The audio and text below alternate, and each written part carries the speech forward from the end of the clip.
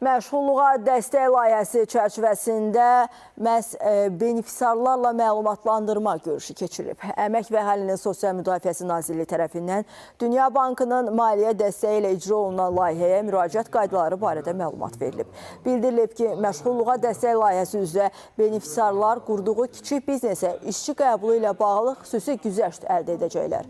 Ödənməli olan sosial ayırmaların ilk 3 ayda tam məbləği, növbəti 3 ayda isə 50% Dövlət Məşğulluq Agentliyi tərəfindən ödəniləcək.